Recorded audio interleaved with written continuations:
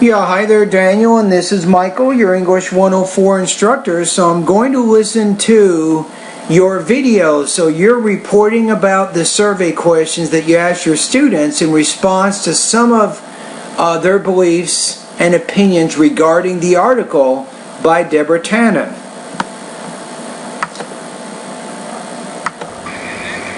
Another of the questions that I had so the people who I asked the survey questions to were about the body language, about the way of communication, what were their responses when having communication. Most girls, what I realize is when they talk to one another, they like to nod their head. So what were the specific questions that you asked your peers? Or how about give an example maybe too? They like to say yes, they like to show some sort of interaction when it comes down to guys. And what kind of interaction was it that they showed? Are they using linguistic noises? Are they nodding?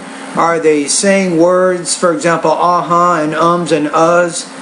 And if they are, then of course that shows some agreement with some of what Tannen is saying in her article, right? Their answer was when they talk to either a female and it's about something that it's a topic that is not relatable, they have a tendency of just nodding their head and saying yes. Not very much interaction, not very much Can you go back to what you're saying? Hold on. Most of their answer was when they talk to either like to say yes, they like to show some sort of interaction when it comes down to guys. Okay, so you're kind of comparing the interactions, but the important thing is the responses. How did the men and the women respond to the survey questions that you asked? And does this agree or disagree with Tannen's points? That's the ideas that we're trying to establish right now in this part of the paper. It was when they talk to either a female and it's about something that it's a topic that is not relatable, they have a tendency of just nodding their head and saying yes. Not very much interaction, not very much interest shown. And I guess females, they... Okay, so if the guys are nodding their heads every now and then, or they're just saying yes, how does this compare to some of the differences that Tannen establishes in terms of talk and conversation between the genders? So you want to make sure that you're taking these ideas and connecting them back to her points. Don't appreciate when it comes down to that, and guys, they really don't mind just nodding their head with the simple uh-huh.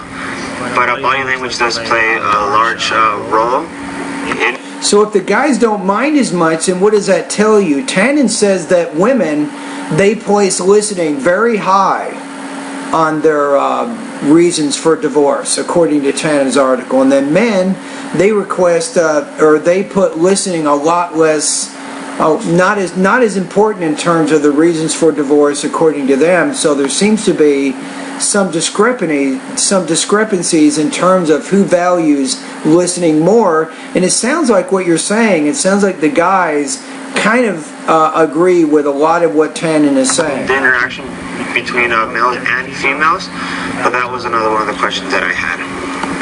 And what was that question exactly? So I think you're getting there. So the main thing with part 4, Daniel, is to make sure that you're establishing, number one, you asked your peers specific questions. And what you can do is you can include these questions at the end of your research project as an appendix. And so you're telling us how your interviewees responded to these questions, and that tells you and your audience whether or not they agree or disagree with Tannen's points, and that really is the main thing that you're trying to establish here. Alright? Okay, have a good day. Thank you for doing the homework assignment.